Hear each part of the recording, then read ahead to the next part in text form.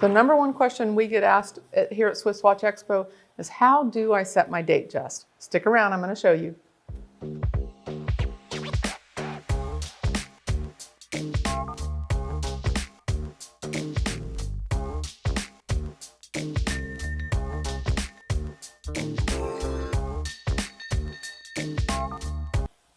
Hi, it's Meg from Swiss Watch Expo. You guys know how much I enjoy talking to you on the phone and helping you out. We take phone calls all day long.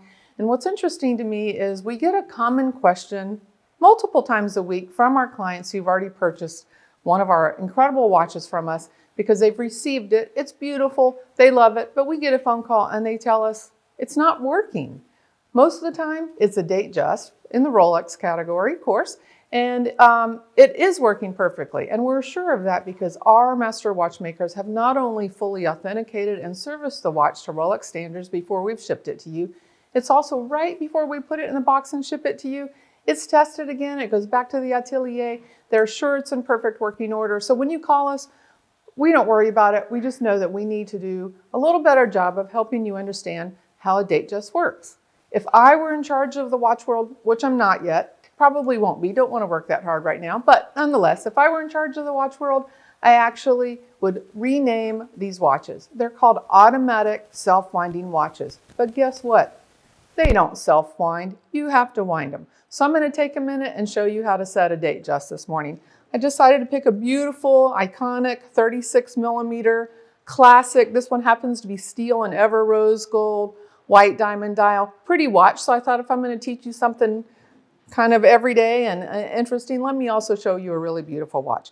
So the main thing about these automatic watches is they are automatic, but they do require to be wound. And that's probably the first thing. And a lot of people say, oh, I've had my watch or another watch forever, and all I do is I do this to it. Don't do that to it. It doesn't work, and it doesn't power up the watch very well either. So let me show you. Of course, on a Datejust, one of its unique characteristics is how water resistant it is, and that's enabled by the fact that it has a screw down crown. So the first thing you have to do is let's start by unscrewing the crown. When the crown is next to the case like this, nice and tight, then you can tell it's screwed down. You're going to turn it counterclockwise or down towards 6 o'clock. Nice and simple, just a few turns. And now you see where it's naturally popped out. The crown is now in a natural position away from the case.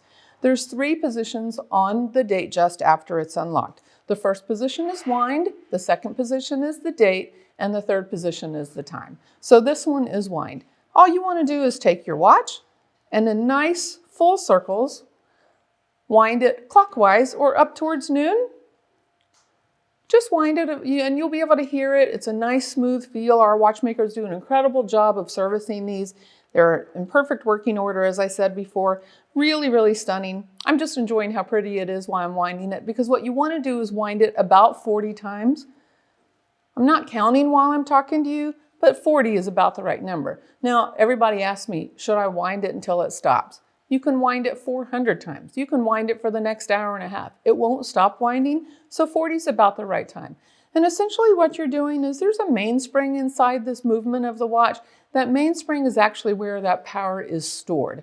And all you're doing is adding power to that mainspring by winding it up. So now I've wound it about 40 times. So now it's perfect and ready to go. The next, you're going to pull it out one more position from there, nice and simple, and you'll change the date.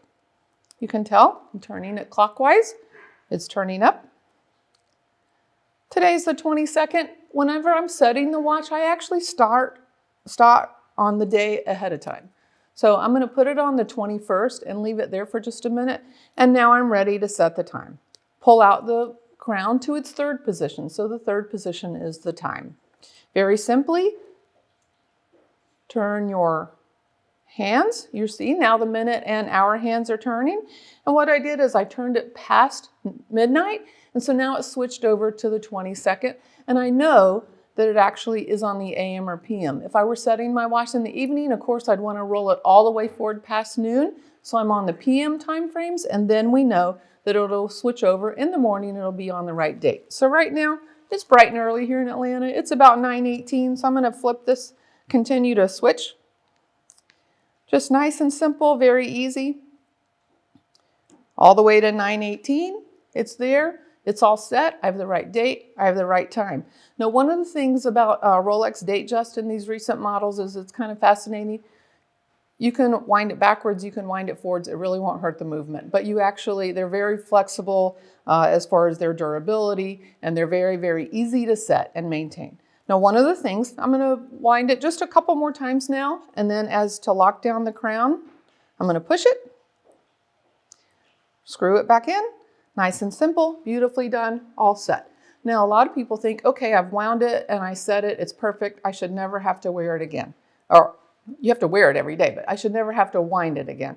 So that's probably true if it's the only watch you have and you wear it every single day. The automatic portion of the watch is actually a rotor in the movement, that the kinetic movement of your arm and the energy of your movement keeps the watch wound, but it doesn't rewind it. Also, we happen to sit at a desk sometimes for a long time. If we sleep at night and the watch is sitting still, it's winding down. So my recommendation, if it's a watch that you wear every day, about once a month, pick it up, give it a nice wind. It'll keep it nice and accurate on as far as the timing. But if you're like most of our clients, we have more than one watch. Let's be honest, we switch our watches around.